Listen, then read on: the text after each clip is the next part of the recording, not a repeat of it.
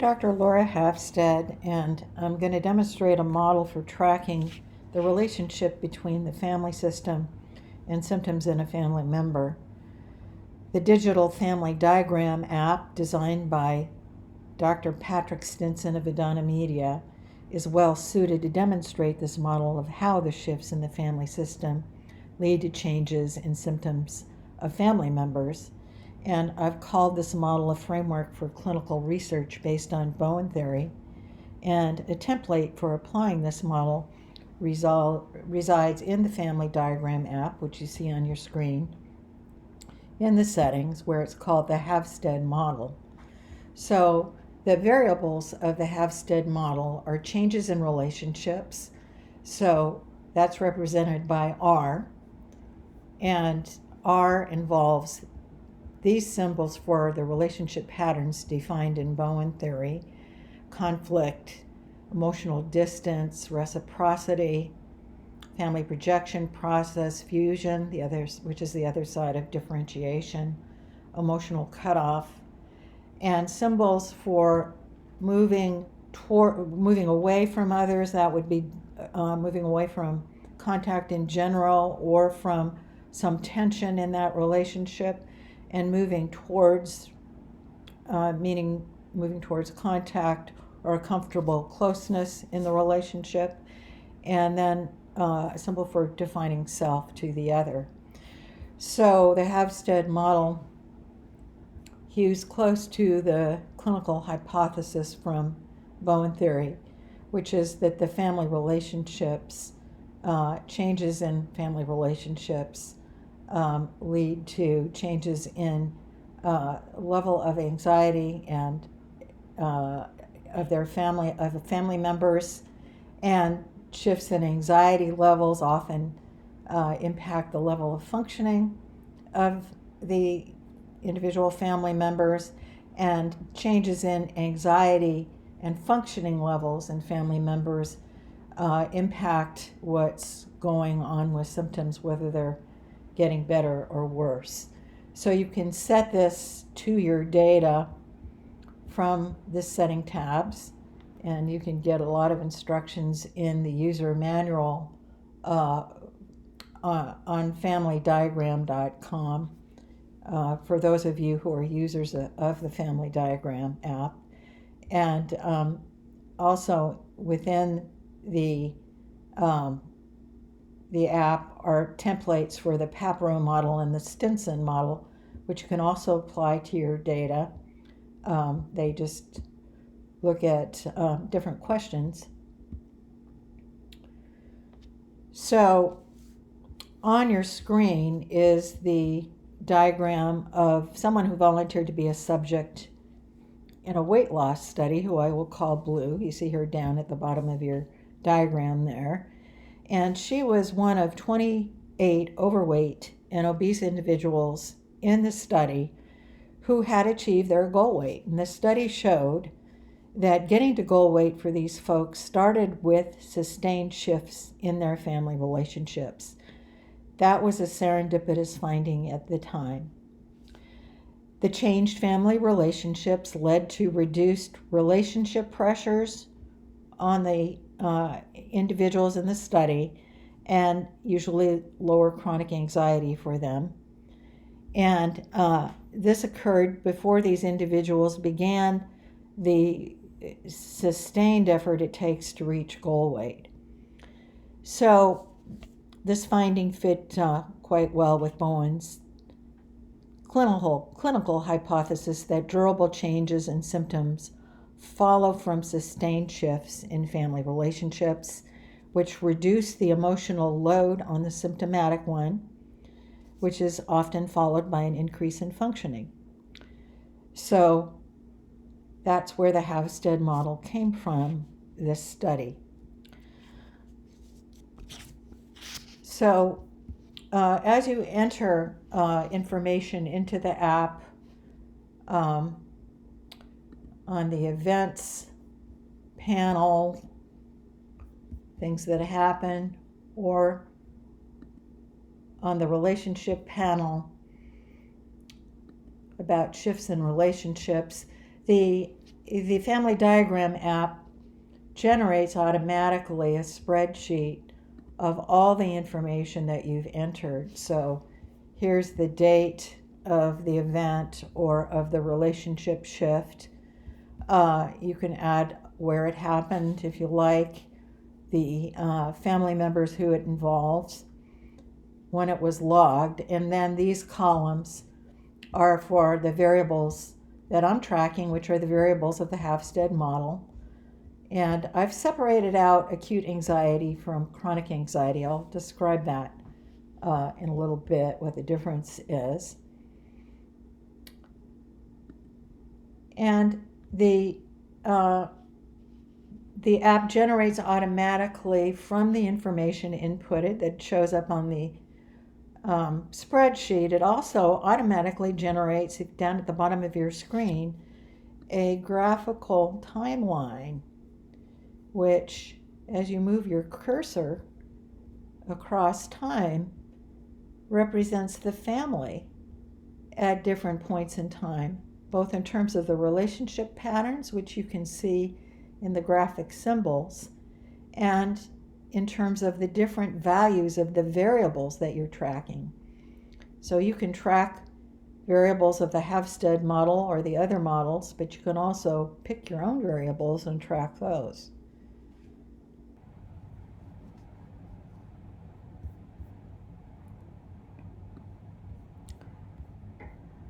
So Blue was 31 at the time she was interviewed for this study, and she had lost 25 pounds and reached her goal weight. She was interviewed about her weight history and the concurrent history of her active family relationships.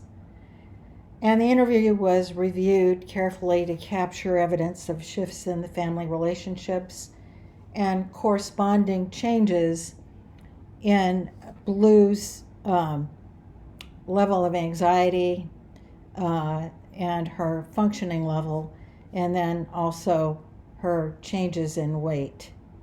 So the blue text here gives the values of the variables at different points in time.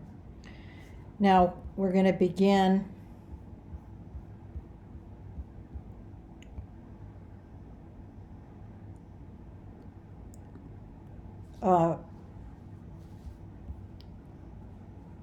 with a basic family diagram of Blue and her active family relationships, and this is what you see on your screen.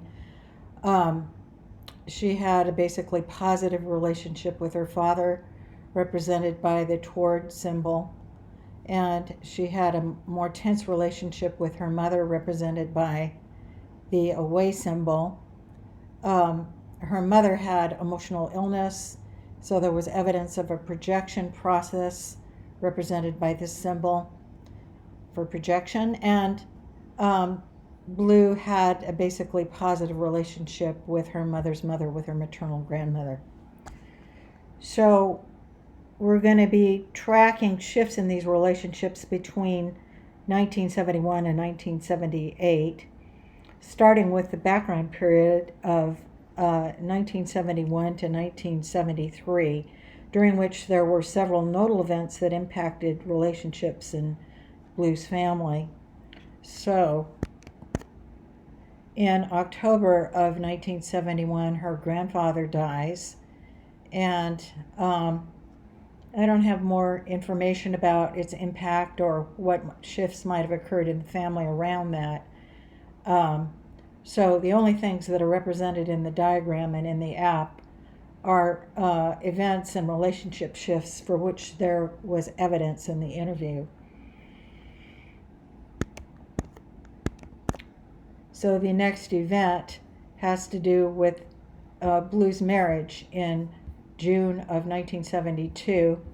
She has a basic positive relationship with her husband, again represented with the toward symbol.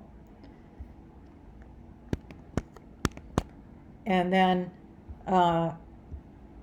so about a year after her grandfather's death and about 4 months after her marriage, Blue's mother dies of probably suicide. And there were relationship shifts around this death. So here, the most recent shifts in the variables are in bold, and so for Blue, her mother died, and it's interesting that there's no change in her chronic anxiety following her mother's death. That comes later.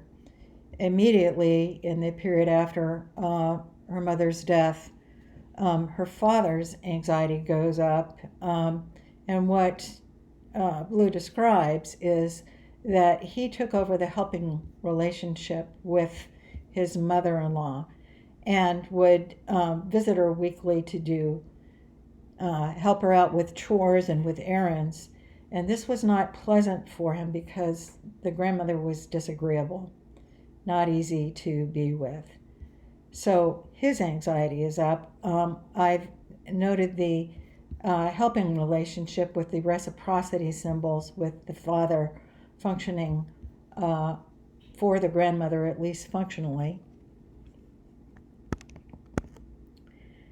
And then the last event of this period of 71 to 73 is that a few months after her mother's death, Blue gets a new job with increased responsibility, and her acute anxiety goes up. So that gives me the opportunity to put in a note about what I see as the difference between acute and chronic anxiety. Anxiety is defined in Bowen theory as a reaction to a real or imagined threat. Acute anxiety goes up in response to events and down as adaptation to those events occur. And acute anxiety occurs against the background of chronic anxiety, which changes much less often, as it is the product of the level of differentiation and ongoing patterns of relationships in the family system. Sustained shifts in the chronic anxiety level that comes from shifts in family relationships that are sustained has more significance for sustained change in a symptom than acute anxiety that goes up and down more often. So for that reason, a number of acute anxiety episodes I won't be reporting on. They're all accounted for and tracked in the app, but for purposes of this presentation, I won't be putting them all in.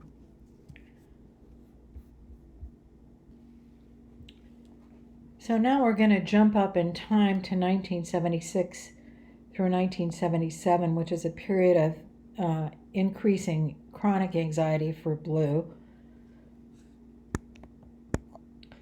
By June of 1976, her weight is up to 165 pounds, which she describes as a gradual weight gain over the 4 years of her marriage, up from her baseline of 150 pounds.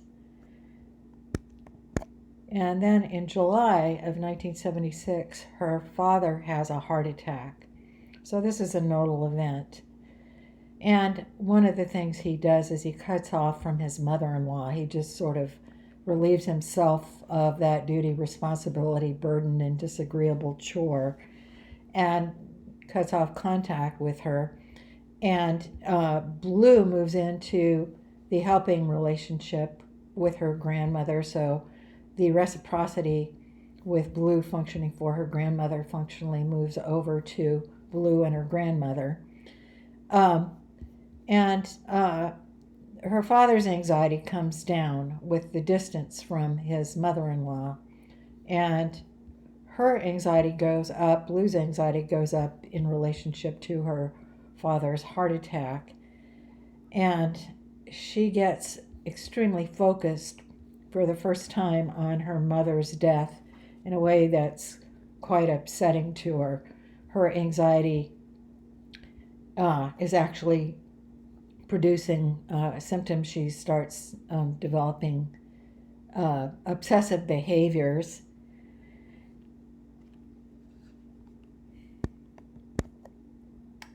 And then about I guess 5 months later, in December of 1976, the shift is that Blue's father has his girlfriend move in with him, and this brings Blue's anxiety down. She is relieved that the girlfriend is there with her father in the event that he has another heart attack.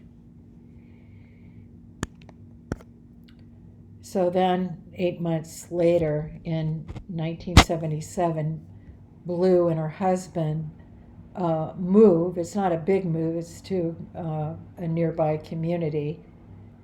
And until I was inputting this and could see it in the timeline, I didn't quite recognize that this was a nodal event and had created important shifts in the story.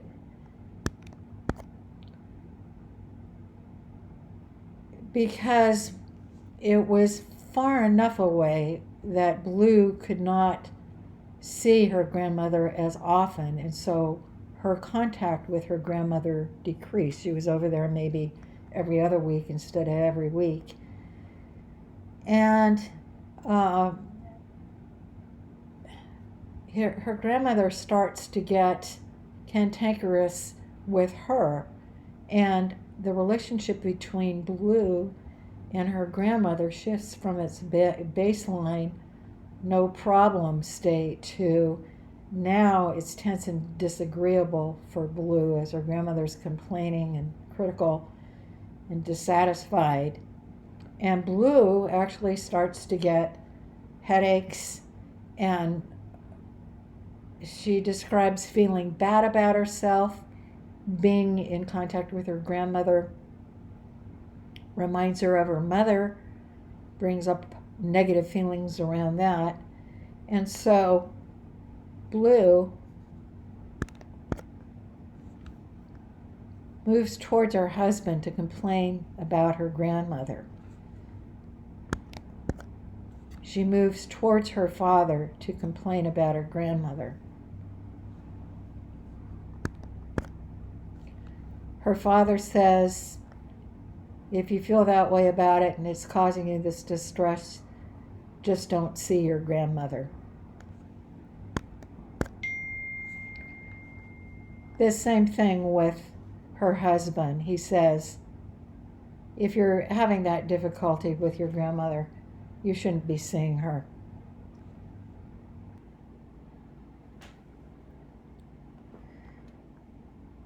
So, following the advice and counsel of Blue's father and her husband,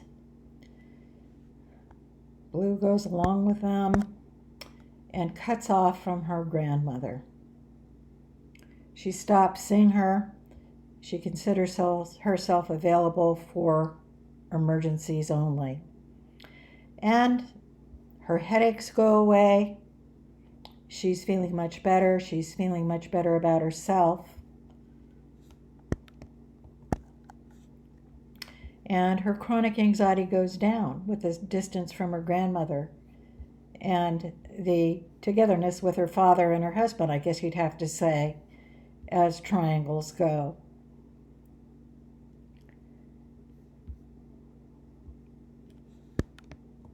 Her husband's positive as she feels better about herself, moves towards her. And then lo and behold, in December, with her anxiety down, Blue really lives it up, and she puts on 5 pounds that month, having a party, and uncharacteristically gains 5 pounds in a holiday month. And along with that, her acute anxiety goes up about her weight gain.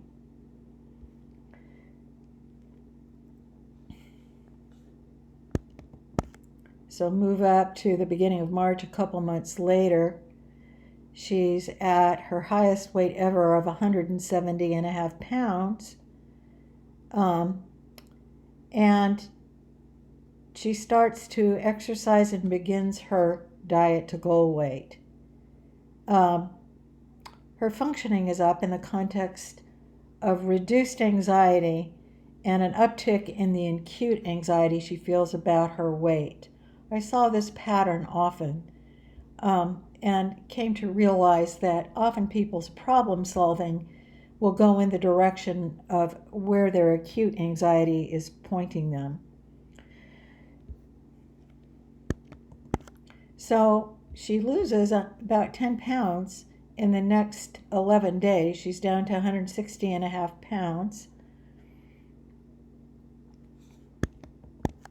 Her husband's positive about her weight loss, moves towards her again, so this reinforces her functioning up. Certainly doesn't hurt. And then in May of 1978, she reaches goal weight. She's down to 147.5 pounds, which was her goal weight and the criterion for entering the weight loss study.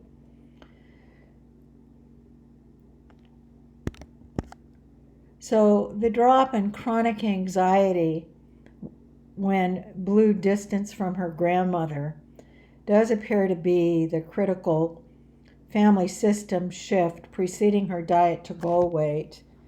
And again, the diagram enables us to put that even in the context of these relationship triangles between Blue and her father and her grandmother, and Blue and her husband and her grandmother. So there they are all together with grandmother on the outs.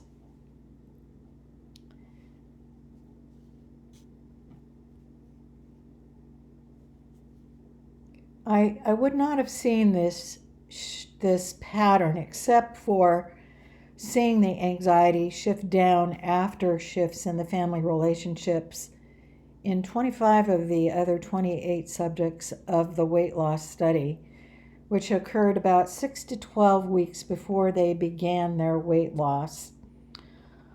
Ultimately, as far as I'm concerned, one of the really exciting potentials of this family diagram app is as a database for systematic data collection for family systems that has this quality of data. And to conclude, I'd just like to say I hope I've demonstrated the potential of the family diagram app along with the Havstad model as a framework for clinical research to examine the clinical hypothesis of Bowen theory that changes in symptoms follow from changes in the family system. I also hope that others will use the app and the Havstad model as they study their own families and the families they consult to in order to collect data for clinical research in family systems. So thank you for your attention, and I hope this little video has been of use to you.